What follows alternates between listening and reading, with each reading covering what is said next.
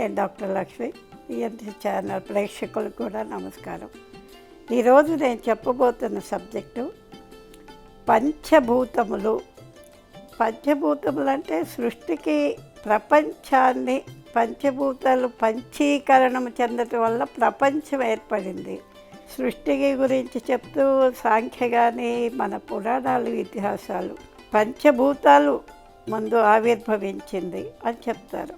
ఆ పంచభూతాలు మొదట ఆకాశం ఏర్పడింది, ఆకాశంలో నుంచి వాయువు ఏర్పడింది, వాయువులో నుంచి అగ్ని ఏర్పడింది, అగ్ని నుంచి జలం ఏర్పడింది, జలము నుంచి భూమి ఏర్పడింది. ఇది మనకి చాలామందికి తెలిసిన విషయమే. ఈ ఇన్ఫర్మేషన్ ద్వారా మనం ఎలాగ బెనిఫిట్ పొందగలము అనేదే ఇక్కడ నేను చెప్పబోయే విషయం. ఏంటంటే ఆకాశము, వాయువు, అగ్ని, జలము, భూమి మొదట వాటికి గుణాలు ఉంటాయి. అన్ని పంచభూతాలు గుణాలు ఏర్పడినాయి. ఆ గుణాలు తన్మాత్రలు జ్ఞానేంద్రియాలని, జ్ఞానేంద్రియాలు కర్మేంద్రియాలని.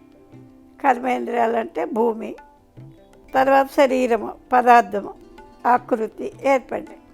సో వీటికి ఈ ఆకృతి ఉన్న శరీరానికంటే ముందు మనకి అసలే మొదలైంది ఆకాశతత్వం నుంచి.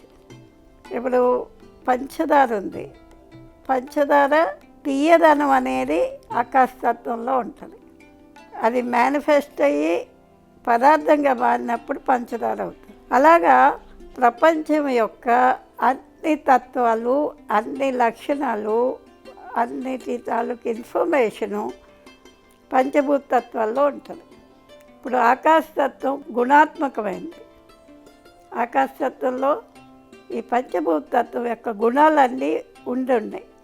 ఎందుకంటే ముందు ఏర్పడింది ఆకాశమే కాబట్టి, ఆకాశంలో నుంచి సగభాగం వాయువు అయ్యింది కాబట్టి, సో సగభాగము గుణాల రూపంలో ఉంటుంది. ఆకాశంలో వాయువు ఉంది, ఆకాశంలో జలం ఉంది, ఆకాశంలో అగ్ని ఉంది, భూమి ఉంది, అన్నీ ఆకాశంలో ముందు ఉన్నాయి. కాబట్టి ఈ పదార్థం యొక్క గుణం ఏంటి అంటే మన శరీరంలో ఆకాశం ఉంది. మళ్ళీ శరీరంలో ఆకాశం ఎక్కడెక్కడుంది? మనకి ఓపెన్ ప్లేస్ అంతా ఆకాశమే.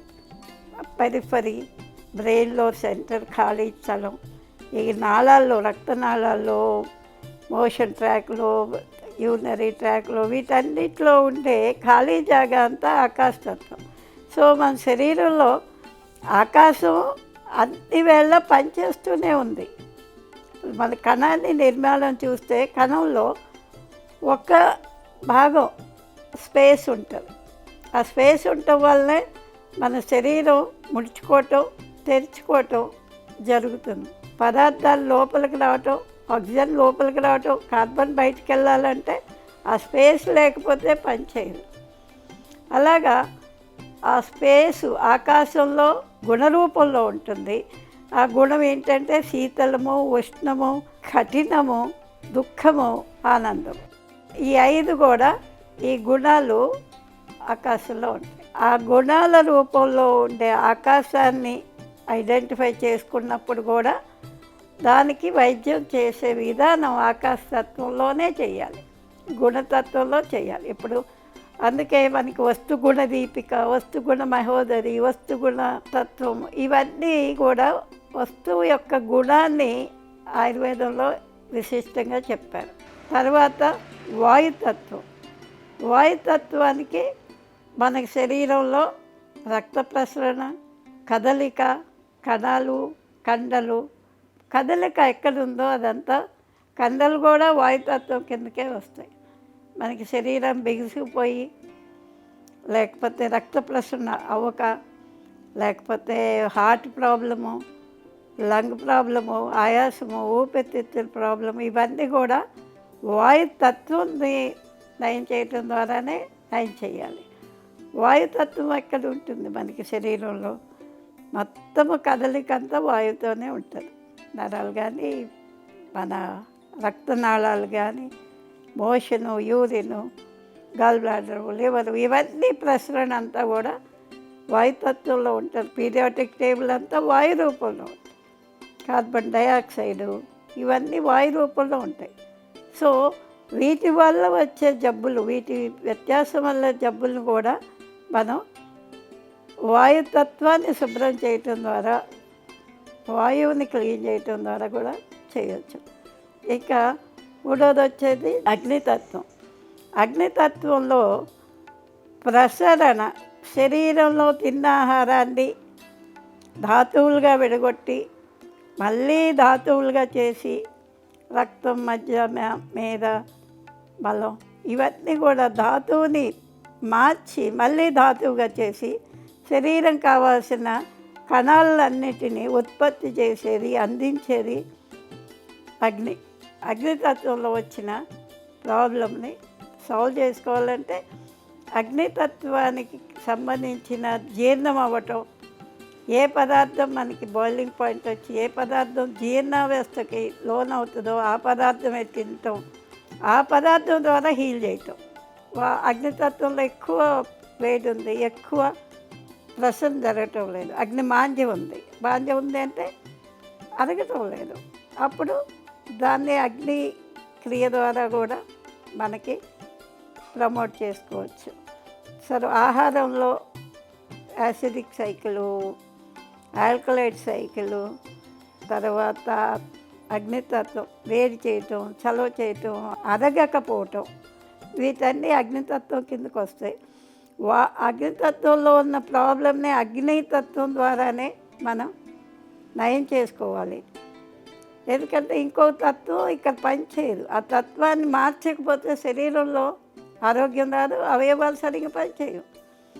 సో అలాగా జబ్బు కారణం తత్వాల దోషము. ఆ దోషాన్ని క్లీన్ చేసుకోనేది చాలా ఇంపార్టెంట్. అలాగే అగ్ని తర్వాత జలతత్వం. జలతత్వం అంటే నీరు. మన శరీరంలో ప్రాణం అంతా కూడా జలతత్వంలోనే హోల్డ్ చేస్తుంది. ఇప్పుడు తయారైన ఆహార పదార్థం రక్తం ద్వారా ప్రసరణ జరుగుతుంది. రక్తమే క్యారీ చేస్తుంది. సో మనకి ప్రసారంలో లేకపోతే ప్రాణం నిలబడే చోటు కానీ తేడా వచ్చిందంటే జలతత్వం పాడైనట్టు అర్థం. జలం ద్వారా, వైద్యం ద్వారానే దాన్ని బాగు చేసుకోవాల్సి ఉంటుంది. ఇక్కడ భూమితత్వం. భూమితత్వం అంటే శరీరం. శరీరం మీద వచ్చే గడ్డలు, శరీరం మీద ఎక్స్ట్రా గ్రోత్, శరీరంలో నీరసించిపోయి శరీర కణజాలం నిర్మాణం, పృథ్వీ అంటే అంతా కండెన్స్ అయ్యి ఒక నిర్మాణం ఏర్పడుతుంది. ఆ కణాల నిర్మాణం ఇదంతా కూడా ఎర్త్ తత్వం ద్వారా, భూతత్వం ద్వారా వచ్చే జబ్బులు. వాటిని కూడా భూతత్వం యొక్క పదార్థం, ఔషధములు, తర్వాత ఆహారం, తర్వాత క్లీనింగ్, ఇవన్నీ ద్వారా మనం దాన్ని బాగు చేసుకోవాలి. ఈ పంచభూత తత్వాలకి ఈ పంచీకరణలో మొత్తం సృష్టిలో పదార్థం అంతా దీంట్లోకే వస్తుంది. మొత్తము మన గుణాలు కూడా దాంట్లోకే వస్తాయి. ఇప్పుడు తర్వాత వాయువులు అపానము, ఉదానము, సమానము, ప్రాణము, ఇవన్నీ కూడా ఈ పంచీకరణంలోకే వస్తాయి అన్నమాట. ప్రపంచ పంచీకరణంలో. పంచీకరణంలో ఇప్పుడు మనకి ముందు బుద్ధి, చిత్తం, అహంకారం, మోహము, ఇవన్నీ కూడా చాలా డిస్టింగ్విష్డ్గా, చాలా విపులంగా వివరింపబడింది. ఏంటంటే ఇప్పుడు భూమి ఉంది, భూమిలో ఆకాశం కలిసినప్పుడు అహంకారం ఏర్పడుతుంది. అదే ఆకాశంలో జలం కనపరిచినప్పుడు చిత్తం ఏర్పడుతుంది. ఆకాశంలో అగ్ని తన్మాత్ర కలవటం వల్ల బుద్ధి ఏర్పడుతుంది. ఆకాశంలో వాయువు ఏర్పడటం వల్ల చిత్తం ఏర్పడుతుంది. తర్వాత ఆకాశంలో ఆకాశం కలవటం వల్ల మోహం ఏర్పడుతుంది. అలాగే ఇంకా డిస్టింగ్విష్ చేసే ఆకాశం కలవటం వల్ల లజ్జ, ఆకాశంలో భూమి కలవటం వల్ల తర్వాత సిగ్గు, భయము, బిడియము, ఇవన్నీ కూడా ఒక్కొక్క తత్వంలో ఒక్కో తత్వం కలవటం వల్ల ఏర్పడతాయి అన్నమాట. అలాగే మన ప్రాణాలు, పంచప్రాణాలు, అపానము, వ్యానము, ఉదానము, సమానము, ఇవన్నీ కూడా ఒక్కొక్కటి భూమి తత్వంలో, ఆకాశంలో ఒకటి ఏర్పడుతుంది, భూమి తత్వంలో వాయువులో ఒకటి ఏర్పడుతుంది, భూమి తత్వంలో ఇంకో. మన శరీరంలో మొత్తము ఏది బుద్ధి, చిత్తము, అహంకారము, జ్ఞానము ఇవన్నీ కూడా ఏర్పడతాయి. అలాగే జ్ఞానేంద్రియాలు కూడా పంచభూతాల నుంచి ఏర్పడతాయి. జ్ఞానేంద్రియాలు అంటే ఒక్కొక్క తత్వానికి పంచీకరణం ఏర్పడటంలో ఆకాశము, వాయువు ఇలాగ ఏర్పడుతున్నప్పుడు దాంతోపాటు బుద్ధి, చిత్త, అహంకారాల ఇన్ఫ్లుయెన్స్ ద్వారా గుణములు, తన్మాత్రలు, జ్ఞానేంద్రియాలు, కర్మేంద్రియాలు, అవయవాలు ఇవన్నీ ఏర్పడుతూ వచ్చాయి. సో మనకి ముందు ఆ గుణాలు ఏర్పడాల్సి వచ్చినప్పుడు ఆకాశానికి మన శీతలము, ఉష్ణము, ఘనము, దుఃఖము, సుఖము ఇవన్నీ కూడా ఫస్ట్ జబ్బుకి మూల కారణాలు. ఇంతకుముందు జబ్బు వస్తే ఏం గుణం వచ్చింది అనేవాళ్ళు, ఏదైనా మందు పని చేస్తే ఇది గుణం ఇచ్చింది అనేవాళ్ళు. అంటే మన జబ్బుకి, మన అనారోగ్యానికి బేసిక్ కాన్సెప్ట్ ఎక్కడుందంటే ఆకాశతత్వంలో ఉంది. ఈ ఆకాశతత్వంలో ఉండేది గుణాలు అయినప్పుడు మీకు బాగా వేడిలో ఎక్కువ వేడికి గురైన శరీరం జబ్బు పడుతుంది, ఎక్కువ చలికి గురైన జబ్బు పడుతుంది, ఎక్కువ సుఖానికి గురైన జబ్బు పడుతుంది, ఎక్కువ దుఃఖానికి గురైన జబ్బు పడుతుంది, ఎక్కువ కఠినంగా శరీరం కణాలు కఠినంగా ఉన్నా, చాలా లూజ్గా ఉన్నా, గుణం కఠినంగా ఉన్నా కానీ జబ్బుకు లోనవుతుంది. కారణాలు మొదటి కారణం గుణమే ఉంటుంది. అందుకని సమన్వయము అనేది ఆకాశతత్వానికి కావాల్సిన ఇది. దీనికి తర్వాత ఏమవుతుంది, మీకు ఈ గుణము తర్వాత తన్మాత్రలు ఏర్పడినాయి. తన్మాత్రలు అంటే వాయుతత్వంలోకి వచ్చినప్పుడు తన్మాత్రలు ఏర్పడి, మళ్ళీ అగ్నితత్వంలోకి వచ్చినప్పుడు జ్ఞానేంద్రియాలు, భూమి తత్వంలోకి వచ్చినప్పుడు కర్మేంద్రియాలు ఏర్పడి. సో ఈ ఇంద్రియాల ఫార్మేషన్ అంతా కూడా మనకు ఒక ఇన్ఫర్మేషన్ ఉంది. ఇది పంచభూతాల తత్వాల్లో.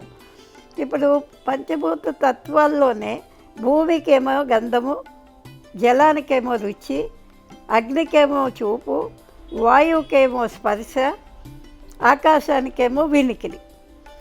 ఈ తత్వాలన్నీ సరిగ్గా పనిచేయమని తత్వ దోషం వచ్చినప్పుడు కూడా ప్రాబ్లం వస్తుంది.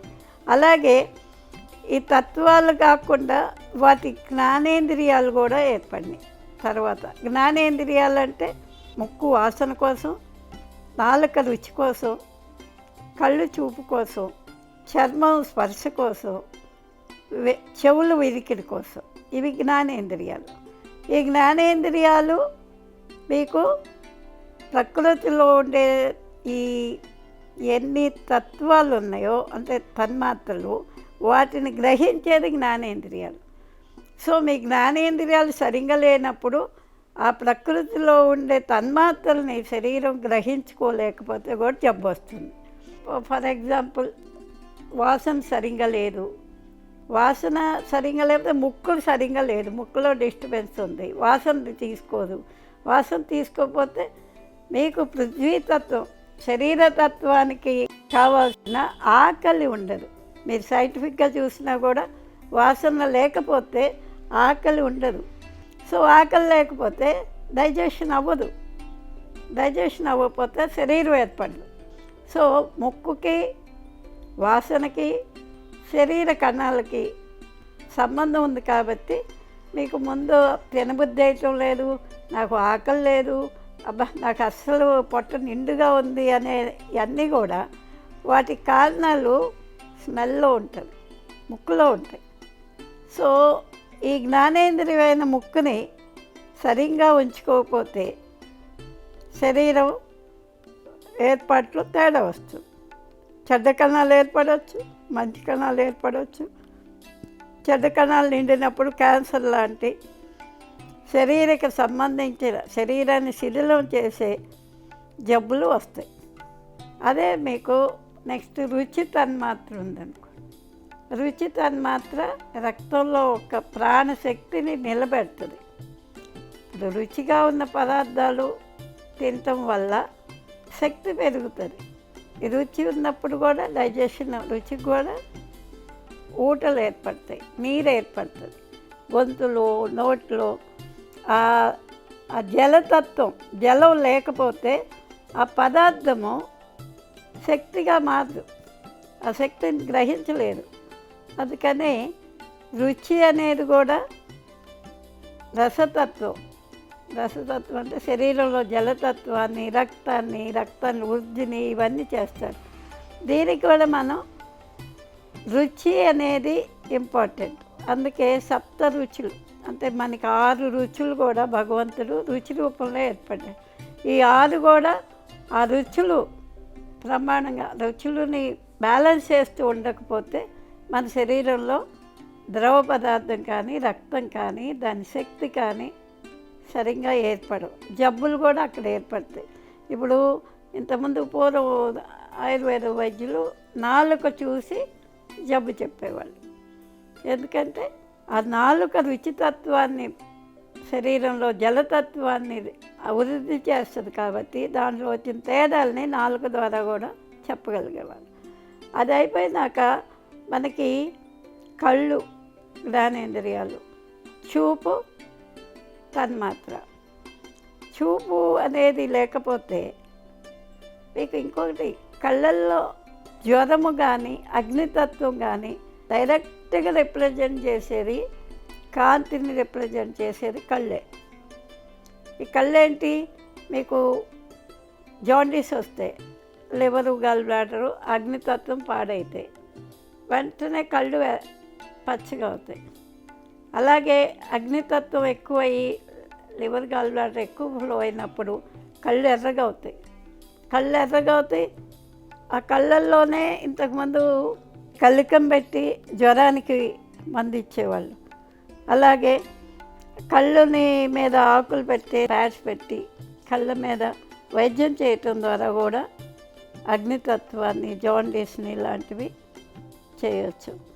సో అగ్ని, వేడి అనేది కళ్ళు చేత చూపిస్తుంది కాబట్టి మనకి లోపల వేడి తత్వం ఎక్కువైనా, బర్న్ అవుతున్నా, లేకపోతే ఆ కంటి ద్వారానే మనకి అగ్నితత్వం నిరూపించబడుతుంది. అందుకే బాగా ఎక్కువ చెడ్డ దృశ్యాలు చూడకుండా, టీవీలు చూడకుండా మంచి ఆహ్లాదకరమైన దృశ్యాలు, ఫ్లవర్స్ లేకపోతే ఆకులు. మా గురువు గారు ఒకసారి చెప్పారు, ఈ రకమైన కలర్, లైట్, ఈ కలర్ చూసినప్పుడు కళ్ళు బాగవుతాయి, కళ్ళు తొందరగా పాడుకోవు. పాడైన వాళ్ళు కూడా గేజింగ్ అంటే చూపుది త్రాటకాన్ని ఆ గ్రీన్ పల్చటి కలర్ మీద పెట్టినా కూడా మీకు లోపల లివర్ ప్యాసిఫై అవుతుంది. ఆ గ్రీన్ కలరు మీకు లివర్కి క్లీన్ చేస్తుంది. సో అందుకని కళ్ళు కూడా ఆరోగ్యంలో చాలా ఇంపార్టెంట్ అయినది. చూపు కూడా మనం కళ్ళను చూసి కూడా చాలామంది వైద్యులు వైద్యం చేసేవాళ్ళు. ఆ తర్వాతది వాయుతత్వం. వాయుతత్వం అనేది స్పర్శ, వాయువుకి సంబంధించిన స్పర్శ. కానీ మన శరీరంలో వాయువు చేసే పని ఏంటి? క్లీనింగ్. ఇప్పుడు బ్లడ్ని ఫ్లో చేయాలంటే రక్తంలో హార్ట్కి వచ్చినాక హార్ట్ నుంచి ప్రతి చివరి కణం వరకు వెళ్ళి మళ్ళీ హార్ట్కి వచ్చి మళ్ళీ క్లీనింగ్ అయ్యి మళ్ళీ చేసేది, మోసుకుపోయేది, తీసుకెళ్ళేది, ఇదంతా కూడా క్యారీ చేసేది అంతా కూడా వాయుతత్వం. వాయుతత్వానికి జ్ఞానేంద్రియం చర్మం. వాయుతత్వం యొక్క దృఢం ఏంటంటే తన్మాత్ర, స్పర్శ. సో ఇది గ్రహించినప్పుడు మనకి ఆ శరీరం మీద ఉండే మరకలు, మచ్చలు, వేడి, వీటి వల్ల కూడా మనకి శరీరంలో ఉన్న రంగుని బట్టి కూడా శరీరంలో ఉన్న జబ్బులు ఐడెంటిఫై అవుతాయి. వీటి ద్వారా కూడా శరీరాన్ని క్లీన్ చేసుకోవచ్చు. ఏంటంటే ఇంతకుముందు లేపనాలు, వాటి అగ్నితత్వంలో ఉండే లేపనాలు చేయటం, ఇవన్నీ రాయటం, తర్వాత స్వేదక్రియ, శరీరాన్ని ఆక్సిజన్ ఇవ్వటం, క్లీన్ చేయటం, శ్వాస తీసుకోవటం, తర్వాత నాడీ శోధన ప్రాణాయామం చేయటం ద్వారా కూడా మన రక్త ప్రసరణ ఈజ్ అవుతుంది, రక్తం క్లీన్ అవుతుంది.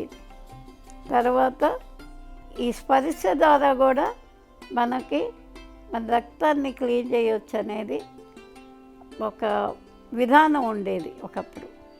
సో దానికే వీళ్ళు ఎక్కువ అభ్యంగన స్థానాలు, తర్వాత లేపనాలు ఇవన్నీ చేయటం, సుగంధ ద్రవ్యాలు, గంధాలు ఇవన్నీ పూచుకోవటం అనేది కూడా స్పర్శ ద్వారా కూడా మనం చేయొచ్చు. ఇవాళ రేపు సబ్బులు, అంటే ఆ స్పర్శని పాడు చేయటం ద్వారా కూడా మనకి శరీరం క్షీణిస్తుంది.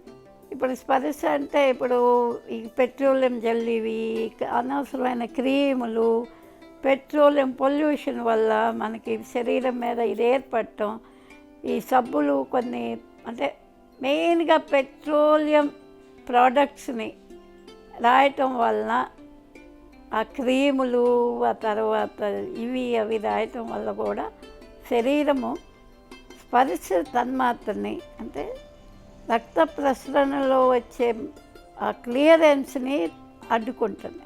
ఇంకోటి ఏంటంటే చర్మము లంగ్కి అవుటర్ లేయర్ అంటారు, లంగ్ చర్మానికి ఇన్నర్ లేయర్ అంటారు. అంటే అది ఇవి రెండు సరిగా పనిచేస్తాయి. చర్మం ద్వారా కూడా శ్వాసను గ్రహించగలుగుతుంది, చర్మం ద్వారా కూడా ఆక్సిజన్ తీసుకుంటుంది. ఇప్పుడు కప్ప కొన్ని జంతువులు ఉన్నాయి, హైబర్నేషన్లో అది అంటే చాలా కాలం, 6 నెలలు, సంవత్సరం, 5 సంవత్సరాలు, కొన్ని సంవత్సరాల పాటు అది బొరియల్లో ఉండి, లోపల ఆక్సిజన్ లేకుండా బండల్లో ఉండి, వీటిల్లో ఉండి కూడా సర్వైవ్ అవుతుందంటే దానికి చర్మం ద్వారా కూడా ఆక్సిజన్ తీసుకుంటుంది, చర్మం ద్వారా శ్వాస తీసుకుంటుంది. అలాగే చర్మానికి ఒక విశేషమైన గుడి ఉంది కాబట్టి ఆ చర్మము అనేది స్పర్శ తన్మాత్ర యొక్క తత్వాన్ని గ్రహిస్తుంది. కాబట్టి ఆ చర్మాన్ని కూడా ప్రొటెక్ట్ చేసుకోవటం, చర్మాన్ని కూడా లైవ్గా ఉంచటం, ఎనర్జెటిక్ ఉంచడం అనేది ఒక అవసరం. ఆ తర్వాత వచ్చినప్పుడు ఆకాశం అంటే స్పేస్. సో ఆకాశం అనే దానికి మనకి మన గొంతు, శబ్దము, చెవులు వీటికి సంబంధించి అది గ్రహిస్తుంది. చెవుల ద్వారా శబ్ద రూపంలో ఉన్న ఆకాశాన్ని మన శరీరం గ్రహిస్తుంది. అందుకని ఆకాశతత్వాన్ని క్లీన్గా ఉంచుకుంటేనే మనకి శుభ్రం అనేది ఏర్పడుతుంది. మన సృష్టిలో ఉన్న పదార్థం అంతా ఆకాశమే శుభ్రం చేస్తుంది. గాలి క్యారీ చేస్తుంది, కానీ ఆకాశం శుభ్రం చేస్తుంది. ఆకాశం అంటే మాయం చేయటం, ఆకాశం అంటే నలిఫై చేయటం, శుభ్రం చేయటం.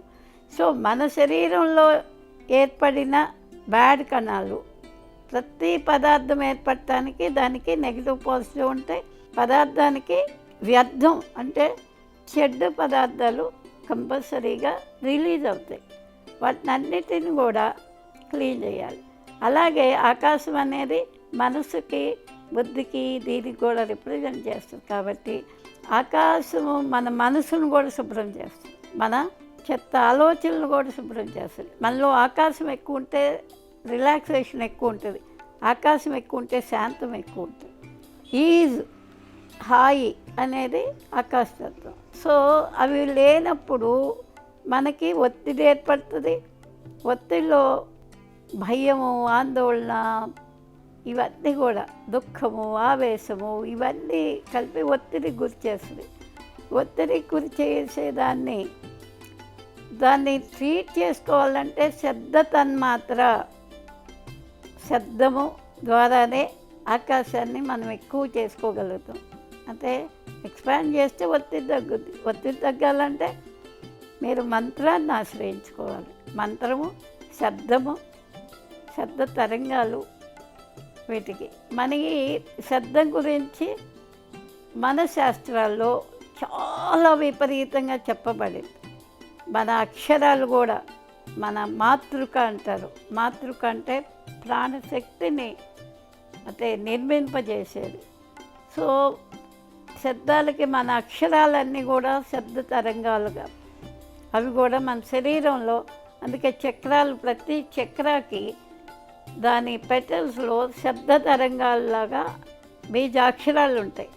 ఆ నుంచి అక్షరబండిరా వరకు మన సంస్కృత తెలుగు అక్షరాల వల్ల మన శబ్ద తన్మాత్రలు కూడా బాగవుతుంది. కాబట్టి ఇంగ్లీష్ పదాలకి, ఇంగ్లీష్ శబ్దాలకి పవర్ఫుల్ లేవు. అవి ఏబిసిడి అంటే ఇలాగే ఇంతవరకు. మన శబ్ద తరంగాలు మొత్తము అన్ని దిక్కులు, అన్ని డైరెక్షన్లో దాన్ని స్పందన కలిగించడం ద్వారా ఆ చక్రాన్ని కూడా యాక్టివ్ చేస్తుంది. చక్ర తత్వాన్ని యాక్టివ్ చేస్తుంది. చక్రం చేసే ప్రాణశక్తిని ఉద్భవం చేస్తుంది. సో ఆకాశం అనేది, ఆకాశం అంత పెద్ద సబ్జెక్ట్ అది. మనకి ఈ శబ్దాలు అనేది ఆరోగ్యాన్ని పాడు చేస్తాయి, శబ్దాలే బాగు చేస్తాయి. కాబట్టి ఈ టీవీల్లో వచ్చే, లేకపోతే బయట వచ్చే భయంకరమైన శబ్దాలు వినటం అనేది వల్ల కూడా జబ్బు వస్తుంది. దాన్ని అవాయిడ్ చేసుకొని మంచి భజనలు, శబ్దాలు, తర్వాత మంగళ వాయిద్యాలు అంటారు, చావు మేళం అంటారు. చావు మేళం మనకి భయాన్ని ఏర్పాటు చేస్తుంది, శబ్దమే అది కూడా. మంగళ వాయిద్యం మనకి ఆనందాన్ని ఏర్పాటు చేస్తుంది. సో శబ్దం అనేది ఆకాశాన్ని, ముందు జబ్బు ఎంటర్ అయ్యేది అక్కడే. కాబట్టి ఆకాశతత్వాన్ని మంచి శబ్దాల ద్వారా, భజనల ద్వారా, కీర్తనల ద్వారా, లేకపోతే ఆస్పీషియస్ శబ్దాల ద్వారా మనం దాన్ని కాపాడుకోవాలి. ఇది ఈ పంచభూతాల తత్వాల గురించి వివరణ. సో ఇంకా ముందు నేను ఒక్కొక్క తత్వంలో ఎలాంటి వైద్య విధానం అవలంబించాలి, ఎలాంటి క్లీనింగ్ చేసుకోవాలి, వాటిని క్లీన్ ఎలా చేయాలి, బలవర్ధకం ఎలా చేయాలి, ఆహారాలు ఎలాంటివి తీసుకోవాలి, మన వ్యవహారం ఎలా ఉండాలి, వీటన్నిటిని గురించి నేను విపులంగా ఒక్కొక్క తత్వాన్ని గురించి ఎక్స్ప్లెయిన్ చేస్తాను. నమస్కారం.